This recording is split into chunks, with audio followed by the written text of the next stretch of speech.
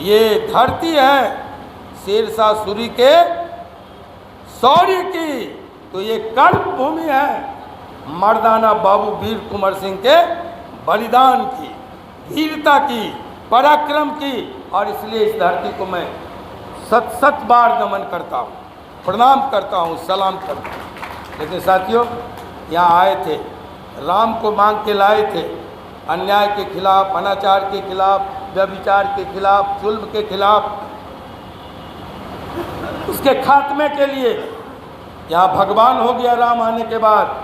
लेकिन आज क्या है, अगर किसी की दाढ़ी जलानी हो तो जय श्री राम, अगर किसी का पेट फाड़ना हो, गर्भ से बच्चा निकालना हो, गुजरात गवाह है, तो जय श्री राम। नूह में दंगे भड़काने हो, खून खराबे करने हो, जय श्री राम। रावण हो गया, उसका मंदिर बन रहा है। पता लगाइए, गोडसे और रावण का इस देश में मंदिर बन रहा है, गांधी के हत्यारे का। और रावण को भगवान और राम को जुल्मी बनाया जा रहा है। हर जुल्म, हर पाप राम के नाम पर हो रहा है।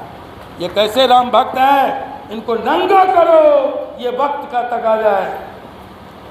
इनके नकाब खोलो, ये वक्त का तकाजा है, वरना देश नहीं बचेगा, समाज नहीं बचेगा। जिस समाज में धार्मिक उन्माद हुआ है वो जर्मनी टूट गया। जिस समाज में, जिस देश में जातीय उन्माद हुआ है वो श्रीलंका जल रहा है। जिस समाज में हिंदू और मुसलमान के नाम पर धार्मिक कट्टरता को बढ़ावा मिला वो भारत टूट गया। और जिस समाज में जातीय उन्माद को हवा दी जा रही है वो मणिपुर जल रहा है। 2 लाख से ज़्यादा लोग आज़ाद भारत में विस्थापित हो गए। 1000 से ज़्यादा बच्चियां रेप करके गायब कर दिए गए। 700 से ज़्यादा लोगों की जान ले ली गई, मार दिए गए। ये होता है चुटकी में। रसा और यूक्रेन का युद्ध विराम कराने वाले आज 3 महीना से मणिपुर की तरफ जाना तो छोड़ दीजिए, झांकना पसंद नहीं करता। इसलिए साथियों, हम आगाह करना चाहते हैं, शक्ति थोड़ी लाजिम है पर पत्थर होना ठीक नहीं। हिंदू मुस्लिम वाजिब है पर कट्टर होना ठीक नहीं। हम सब अपने अपने धर्म पर रहेंगे, रहते आए हैं, लेकिन अपनी जो गंगा जमुना संस्कृति है, गंगा जमुनी तहजीब है, जहाँ पर लवली आनंद ने इशारा किया, उसको कायम रखते हुए आज बांटा जा रहा है। फ़कत वोट के लिए राम मंदिर का शिलान्यास होगा। राम मंदिर का कौन, ये शिलान्यास नहीं, राम मार्ग का उद्घाटन होगा। राम जी घर जाएंगे, उद्घाटन होगा। मैं कह रहा हूँ, धर्म और राजनीति दोनों 2 चीज़। डॉक्टर लोहिया ने कहा हम समाजवादी लोगों का जुटान हुआ है यार। मैं जानता हूँ डॉक्टर साहब, अब निराश मत होइएगा।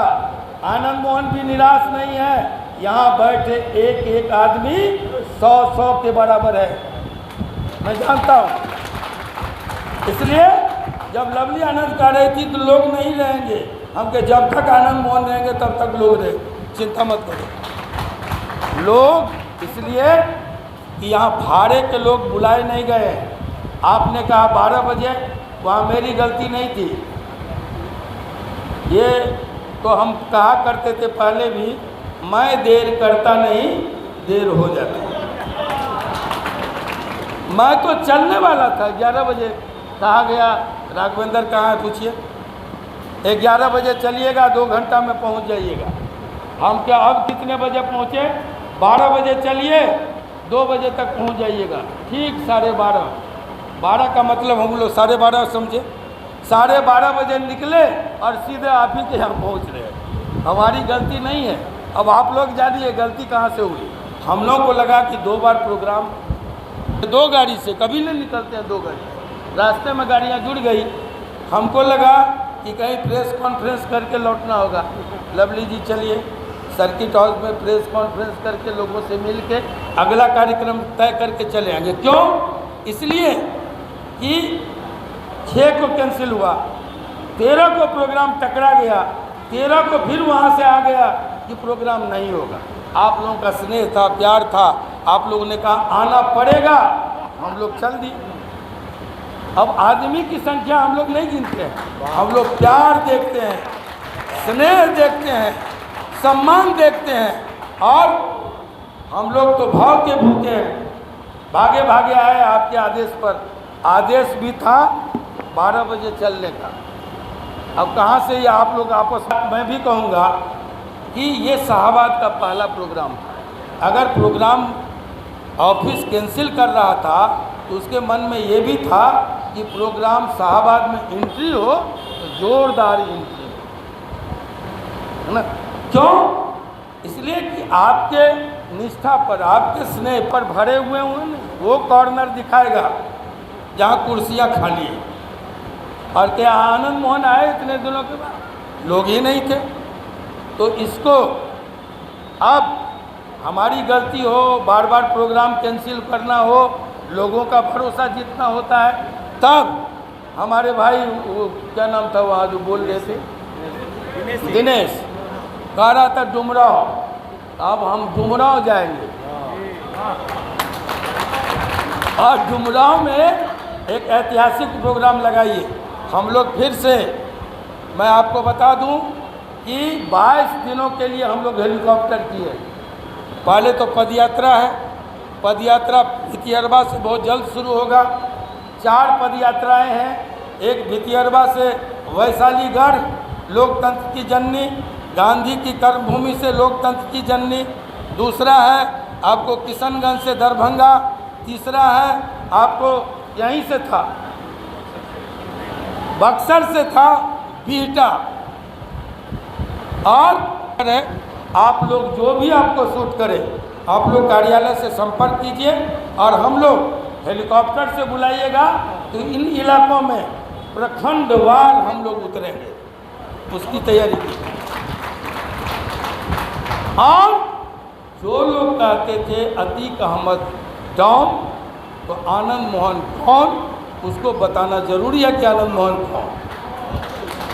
जब हम बैठा करते थे अटल जी के साथ, उनको कहिएगा। हमने कहा था एक जगह गृह राज्य मंत्री आए थे महाद्दी नगर, ऐसे बातचीत कुछ चली, हमने कहा कि मेरी तरफ से जाके बोल दीजिएगा। जब मैं अटल जी, आडवाणी जी, मुरली मनोहर जोशी और भैरव सिंह शेखावत जी के साथ एक पंक्ति में बैठा करते थे, तब आज के जो शीर्ष नेतृत्व है उनको खड़ा होने की हैसियत नहीं थी हमारे साथ। यही सच्चाई है। और आनंद मोहन कौन, तो कहिएगा वर्ष 99 में RTI लगाइए।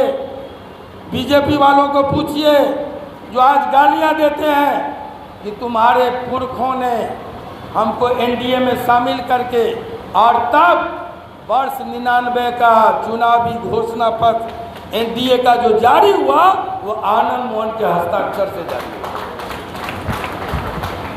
इसलिए जो कुछ कार्य है इसका जवाब देना है।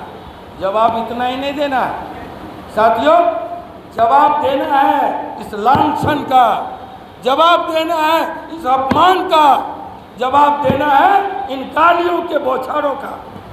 23 नवंबर को जवाब देना है। और उसी के साथ हम ये भी तय करेंगे कि अगला भारत किसका होगा। तो विकलांग, रिक्शा चलाने वाले गरीबों का, गांव में काम करने वाले, खेतों में काम करने वाले किसानों का, मजदूरों का, या अडानी अंबानी का,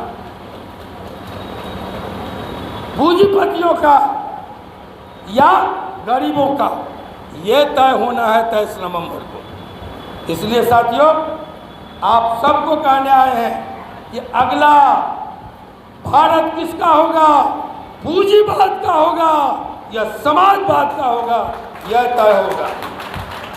हम चले हैं, कोई कंप्रोमाइज करने वाले नहीं है। 67 साल की उम्र है और अगली पारी 16 साल कैद रहे हैं, अगली पारी झूम के खेलेंगे साथियों, और इसमें आपका साथ चाहिए। निकल पड़िए। का भ्रष्टाचार क्विट इंडिया, परिवारवाद क्विट इंडिया। परिवारवाद तो एक ही चल रहा है भाई। परिवारवाद से खतरनाक है व्यक्तिवाद। जब जब इस देश में व्यक्तिवाद आया है, तानाशाही आई है, आप इस क्रोनोलॉजी को समझिए। आज परिवारवाद की बात करते हैं, लेकिन जब हमारे पूर्व मुख्यमंत्री आदरणीय चले जाते हैं अपने बेटे के साथ, तो परिवारवाद नहीं दिखता। परिवारवाद लालू का दिखता है, लेकिन रामविलास जी का पूरा कुनबा जब एनडीए में चला जाता है, परिवारवाद नहीं दिखता। परिवारवाद यहाँ दिखता है, वसुंधरा राजे और उनके बेटे का नहीं दिखता। परिवारवाद यहाँ दिखता है, धूमल और अनुराग ठाकुर का नहीं दिखता। परिवारवाद यहाँ दिखता है, लेकिन पूछिए अमित शाह जी को कि अगर परिवारवाद नहीं था तो जय शाह को कोनो क्या कहते हैं उसको, अनाथाना से उठा के लाए थे। हैं? कैसे, क्या क्वालिफिकेशन है जय शाह का, जो बीसीसीआई का अध्यक्ष बन गया, अरबों का बारह न्यारा कर रहा है। ये परिवारवाद है साथियों। और परिवारवाद इस देश में एक ही चल रहा है, वह है संघ परिवार।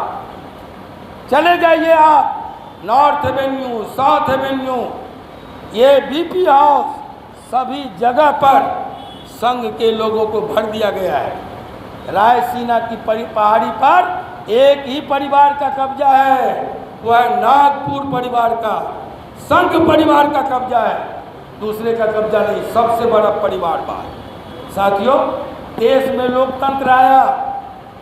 आज हम 77वां कल मनाएंगे, परसों आज़ादी का अमृत महोत्सव हम मना रहे हैं, लेकिन आज़ादी के साथ साथ इस देश में लोकतंत्र आया।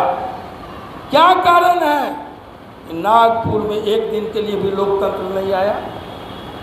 तमाम देश की जो भी लोकतांत्रिक संस्थाएं हैं, सब में चुनाव होना है, नागपुर को छोड़ के। क्यों? इसका जवाब चाहिए। आज हिंदुत्व के नाम पर हजारों करोड़ रुपए प्रतिदिन भारत के गरीबों का पेट काट करके, पसीने की कमाई काट करके, खून पसीने की कमाई नागपुर में हिंदुत्व की सेवा के नाम पर जा रहा है। कोई ऑडिट नहीं होता, कहाँ जाते हैं पैसे साथियों। इसलिए अगर परिवारवाद इस देश में चल रहा है, तो नागपुर के संघ परिवारवाद चल रहा है। और जिसको भ्रम हो कि आनंद मोहन परिवारवाद को बढ़ावा देता है, तो कान खोलकर सुन लो। राणा सांगा लड़ा था,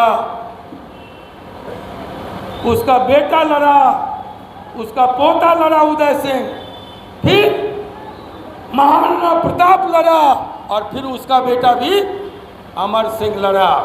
आनंद मोहन का दादा राम बहादुर सिंह लड़ा, चाचा पद्मानंद सिंह ब्रह्मचारी लड़ा, बाप सच्चिदानंद सिंह लड़ा, आनंद मोहन लड़ा, और चेतन आनंद भी लड़ रहा है।